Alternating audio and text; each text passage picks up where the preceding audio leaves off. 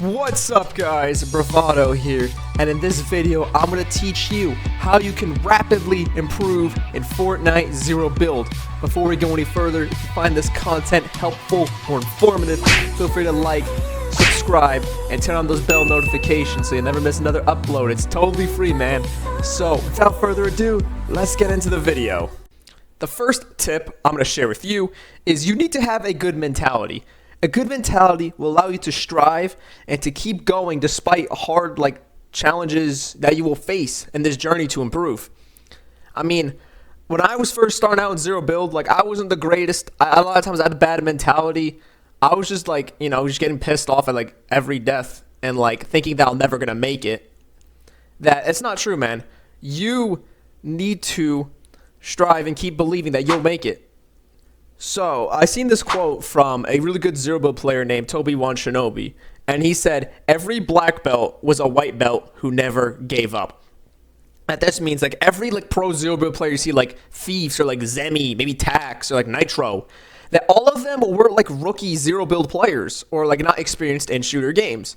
And the reason that they are at the level of skill and the position that they are in right now is because they never gave up. They kept going and kept believing and kept going to improve and mastering the mechanics of the game. And then another thing you should do to help out with your mentality is take a break every so often from the game. That it can be you can easily get burnt out by playing every day for a long period of time. It's gonna be to the point where you're gonna hate playing the game and you'll never have a good mentality to improve. So what I do is I should take one day off out of the week as to refresh my mind, keep my mind fresh going into the next week of playing and improving. So I recommend that you guys do that as well. This may really help you out. Another thing that you should do is find a good set of sensitivity that you like and stick to it no matter what. Well, almost no matter what. This will allow you to improve muscle memory and let you get adjusted to the sense, allowing you to improve a lot. Something I used to do was every time I missed a few shots here and there, I used to just change my settings because I thought it was my settings were bad. But most of the time it's you. And that you may have an off day, it happens. But don't change your settings if you're missing a few shots. This will ruin your consistency. So find a good settings you like and stick to it. I have a video of how to find your perfect settings. I'll probably link it into the description or maybe at the end of the video, possibly both. But I recommend that you do watch that if you guys are struggling to find your perfect settings, because this may be the thing that's holding you back. Tip number 3 I'm going to give is you got to get comfortable fighting. That the best way and the fastest way to improve is you got to get comfortable fighting. You can go in creative or something, or in pubs, or just W key fights. Take as many fights as possible, because in the wise words of my friend Jeremy, he says that the worst players in the game are the ones that are afraid of fighting. And this is very true. I used to be a coward in this game. I used to be afraid of fighting because I was afraid of losing. But you gotta drop that, man. The only way you're gonna improve is you gotta get comfortable fighting. You're gonna learn a lot, and you'll learn a lot really fast. So I recommend you go in creative or something and get comfortable fighting. And this goes into my next tip, which is tip number 4. The best way you can improve fast and a lot is to play creative and take a lot of fights. That you'll be finding a lot of good players that are on your skill level or higher skill level than you, and you can learn a lot from fighting those players and how they play the game and how they beat you in fights or what you're doing wrong. So for example, what you're seeing in the background gameplay is Rapid Zero Builds 2v2, and I'm playing this a lot so I can do better in team game modes and to better be an in-game leader or an IGL for short.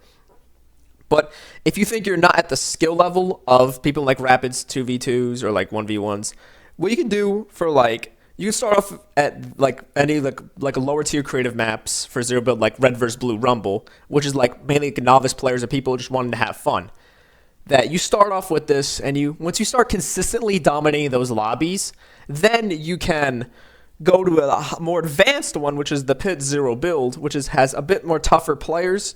So once you start dominating red versus blue, go to the pit 0 build, start dominating that consistently, then go to like Prospering's free for all or like Rapids 2v2s or 1v1s or yeah, and that's will really help you improve because like everyone starts off at like not really very good, and then you improving like as you go, you are improving a lot, and you're gonna be fighting tougher players, which will test your skills and what you have learned. So I really recommend that you do this. This really helped me out. I'll leave all the map codes in the description of this video if you guys want to test out those creative maps.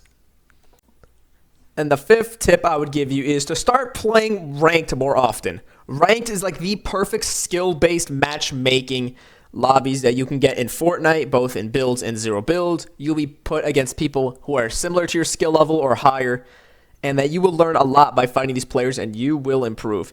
That you'll be in many different situations where you'll have different positions, different weapons.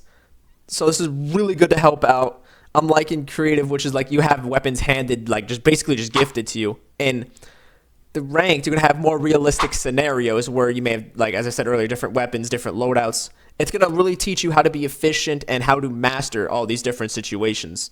So I do recommend playing ranked by yourself or with your friends. It doesn't matter.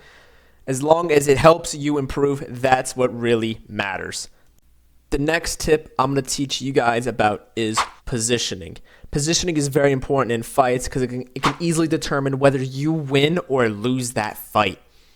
So I want to talk about high ground. There's a difference between good and bad high ground.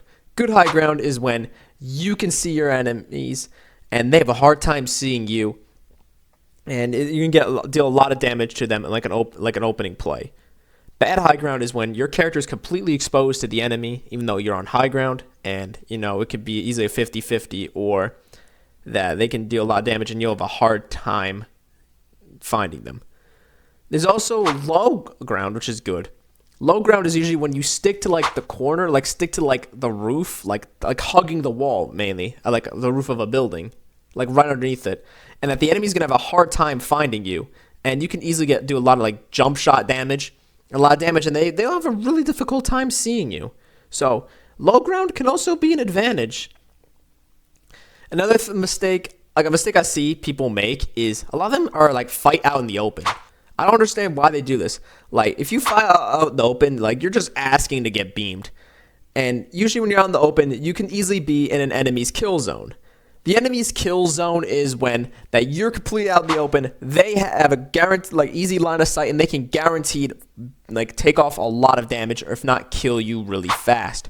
So the best way to stay out of someone's kill zone is to usually go move into cover. And if you don't have any cover, you should carry natural cover like bunkers, or go cover to cover. Like there's like a rock in front of you, you run to that rock, or like a tree, or like any building.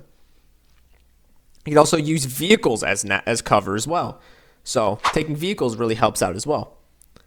Another thing about positioning is like a mistake I see people make a lot is that they peek in the same spot way too often. When you peek in the same spot, you are being very predictable, and the enemy will just know where you're at, and they'll just have their crosshair placed on where they know that you'll peek again. And this can easily result in you getting headshot sniped or getting damaged a lot. So you got to be unpredictable. So like you could peek at one area and then like peek at one area and then go to a different position, take a few shots at a different like side. You got to be unpredictable to throw off your enemy. Always keep them guessing. Another thing you should do is do not peek for too long. A lot of times I see people peek for a ridiculous amount of time, and that just results in them getting headshot sniped or getting a lot of damage inflicted on them. What you should do is like peek for like 2 to 3 seconds at most, and then crouch down, like stop peeking, and then maybe peek at a different area. This will prevent you from getting beamed or killed really fast. And that this is, as I said earlier, this is a mistake I see a lot of people make, and I'm guilty of making this mistake too. What you should also do is always abuse the right shoulder peek. A right shoulder peek is where you peek on the right side, and to many opponents that they'll barely be able to see you, while you could see a lot of their character, leaving them far more exposed for easier damage to inflict onto them. The right shoulder peek is a very common tactic that many experienced players and pros use all the time. So mastering the arts of the right shoulder peek is essential to improving in Fortnite in both builds and in zero builds.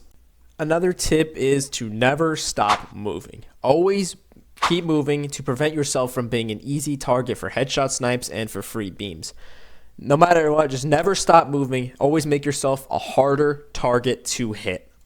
The final tip I'm going to give to you guys is you must VOD review. And what this means is, like, after you complete games, you go back and review like what you did right, what mistakes you've made. Instead, like many people who just say, oh, they sold and there's nothing I could have done.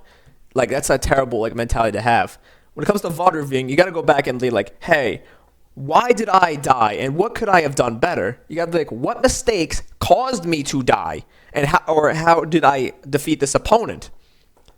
And once you learn that, it's going to help you improve a lot. And in the wise words of me, that you'll be given the same test over and over again until you correct your mistakes. So it is vital that you VOD review to know what you're doing right and what you're doing wrong and to correct those mistakes that you are making, because that is going to cause you, because those mistakes are causing you to die a lot. And you will see massive improvement and you will minimize those same errors. And that is all the wisdom I have to share with you guys today on how to improve. Thank you guys for watching to the end. If y'all found this content helpful or informative, feel free to like, subscribe, and turn on those bell notifications so you'll never miss another upload by me again.